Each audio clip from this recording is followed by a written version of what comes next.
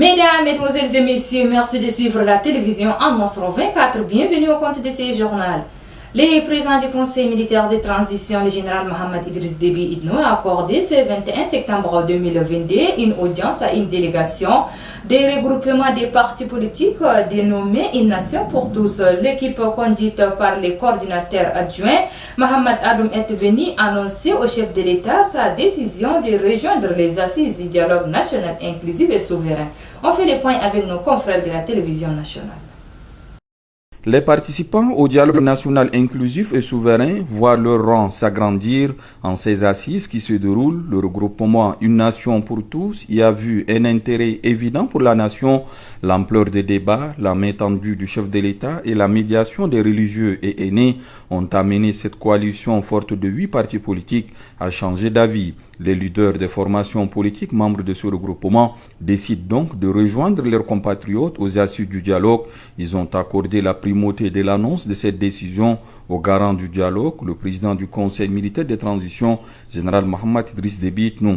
Le coordonnateur adjoint d'Une Nation pour tous, Mohamed Adoum, et ses camarades ont eu l'occasion de faire part au président de la République des préoccupations qui sont les leurs dans cette phase actuelle de l'histoire du pays. Nous avons mûri cette réflexion-là d'abord ensemble pour venir écouter le message du président du Conseil militaire de transition qui, à notre avis, à notre humble avis, est convaincant pour pouvoir accompagner le président du Conseil militaire de transition dans les différentes phases qui restent.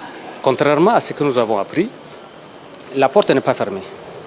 La porte n'est pas fermée et il va falloir que les gens aussi emboîtent ce pas-là pour venir écouter et dire ce qu'ils pensent au président du Conseil militaire de transition. C'est de la discussion que j'ai eu la lumière. Les membres d'Une Nation pour tous, convaincus et confortés par les conseils du président du Conseil militaire de transition, se disent être surpris par la disponibilité, la capacité d'écoute et le fort engagement du chef de l'État dont ils veulent être les ambassadeurs auprès de tous les acteurs pour bâtir un Tchad meilleur. Et puis l'Office national d'appui à la jeunesse et sport, ONAGES, en partenariat avec le ministère du tutelle, a organisé ce 22 septembre 2022 une cérémonie de lancement du projet d'appui aux organisations et associations des jeunes de la commune du 1er arrondissement.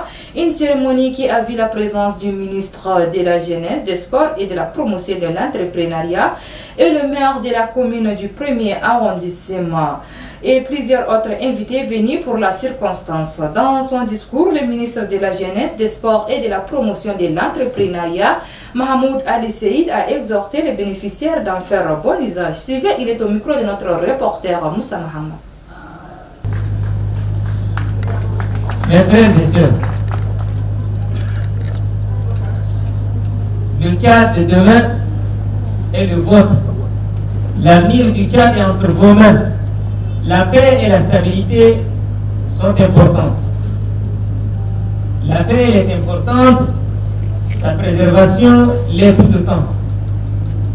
La paix n'est pas un acquis définitif. Elle peut être facilement détruite, elle peut faillir, elle peut esquinter si jamais elle n'est pas bien entretenue. C'est comme une petite plante, la paix. Il faut l'entretenir régulièrement. Mes frères et sœurs du 1er arrondissement, je vous exhorte à propager l'amour du prochain et de vivre ensemble. Il y a autant de valeurs qui sommeillent en vous. Réveillez-les. Vous êtes les principaux réceptacles de nos espérances, mes frères et sœurs. Mes frères jeunes, principalement ceux du 1er arrondissement, les pouvoirs publics, et en l'occurrence le président de la République, compte énormément sur vous, compte sur votre détermination, il compte sur votre courage, il compte sur votre abnégation et il compte surtout sur votre loyauté infaillible vis-à-vis de votre pays. Je vous invite, mes frères et sœurs, à faire bon usage de ces chèques. Il y aura une commission qui va vous suivre, qui va vous accompagner dans l'accomplissement de vos différentes œuvres. Et en fin de compte, ceux qui se sont démarqués positivement bénéficieront encore de notre appui. Dialogue national inclusif et souverain, puisqu'on en parle, c'est 21 septembre 2022 au Palais des Arts et de la Culture. Les rapports de la sous-commission numéro 3 a été adopté par consensus par la plénière. À la sortie, notre reporter Donatien Rakindang a tendu son micro à quelques participants qui trouvent satisfaisantes les recommandations de ces rapports suivis. Eh bien, nous venons de terminer la thématique qui traite des questions de droits et libertés fondamentaux. Et nous sommes très heureux de dire que toutes les questions traitées, pas seulement le cas des journalistes, mais les questions des droits fondamentaux en général ont été abordées. Les droits des personnes en position de handicap, le cas des journalistes. Pour les cas des journalistes, nous sommes heureux de dire que tous les travaux que nous avons fait en amont, parce qu'il y a énormément de travail qui a été fait en amont pour les questions des journalistes, des droits des journalistes et autres. Eh bien, nous sommes en mesure de vous dire que nous sommes heureux de constater que le présidium, donc l'Assemblée, la plénière a pris en compte un certain nombre de nos recommandations. Il est tout à fait normal que ces recommandations que nous avons faites là puissent être prises en compte parce que, vous voyez, il prend en compte les journalistes. Et nous avons dit que le journaliste n'est pas un travail comme tout autre journaliste. Le journaliste est celui-là qui vient dans un lieu de travail avant les autres, il est le dernier à partir. Et s'il n'est pas couvert, s'il n'a pas un statut particulier, si son problème n'est pas pris en compte, et puis ça serait compliqué. Il n'a pas de dimanche, il n'a pas de jour férié, il n'a pas de vie de famille, il n'a pas de week-end. H24, si on lui dit de venir travailler, il est là. Et il est là, celui-là aussi qui part sur le terrain. Et il est exposé. Généralement, les journalistes sont exposés. On a eu des cas de journalistes qui sont disparus, qui sont partis et qu'on n'a plus revus. Il y a le cas de notre collègue Noubadoum Sotina qui est parti en mission, on ne l'a plus revu. Jusque-là, il est porté disparu. Il y a Obed qui s'est fait exploser sous la tristement célèbre Boko Haram. Il y a aussi notre ami Tahir qui est décédé ici même, vous avez vu. Et donc, le journaliste, il est vulnérable. Il fait un travail formidable, mais il est vulnérable. Et donc, il faut prendre en compte les journalistes, il faut le sécuriser, il faut le mettre dans de bonnes conditions pour qu'il puisse faire normalement son travail. Par rapport à cette thématique, je pense que c'est une thématique qui a attiré l'attention de plus de 600 à 700 personnes. Cela veut dire que c'est une thématique qui est très importante parce que qui parle de droits et libertés fondamentales.